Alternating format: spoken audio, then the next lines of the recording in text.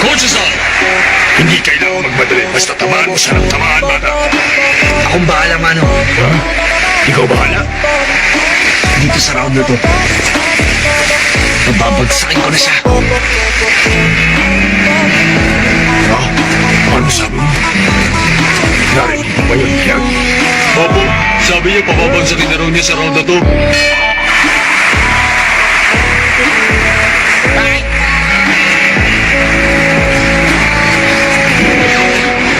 Sumugod si Makonachi! Kanan ni Panchay! Muntik na hindi makailag doon si Makonachi! Nalabangan siya, nag-counter para hindi magamit ipoy kaliwa niya. Siguro iniisip na matibay rin naman siya. Hindi siya basta-basta mapapabagsak kahit pareho silang magkatamaan. Matapang talaga ang batang yan. Ano bang binabalak mo, Leo? Ba't mo nasabi yung kanina? Sumugod ka naman! Delikado yan! Medyo pilit yung atake niya. Sa lapit niya, hindi siya pwedeng magkamali.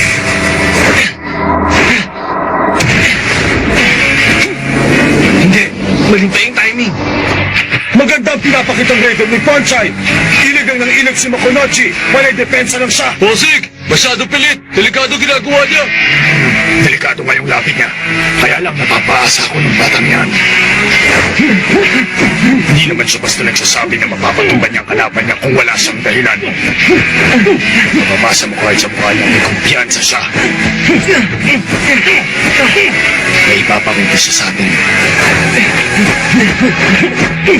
Ang nakikita ko lang, hirap na hirap siyang umilag sa mga suntok na kalaban niya.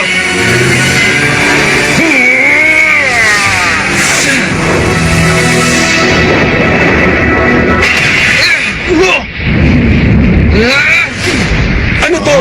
Habang nagbiwibig si Makonachi, sinasabayan niya ng malalakas na suntok.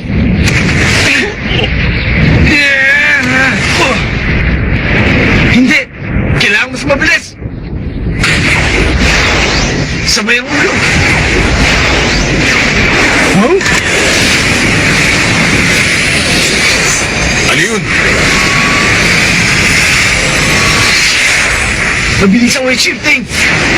Gamitin ang momentum. Bila ng kaliwat kanan.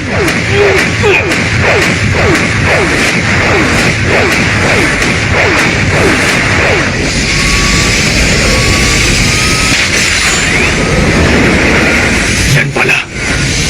Yan na nga. Ang nadiskubre mong teknik. Ang atake na nagmula sa American boxing.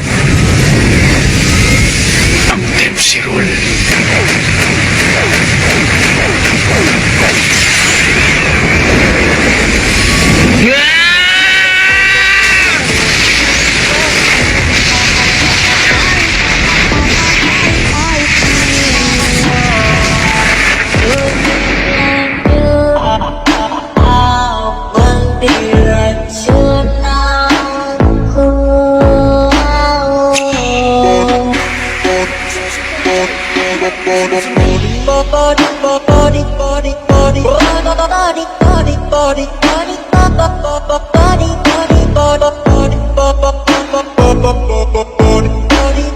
Body,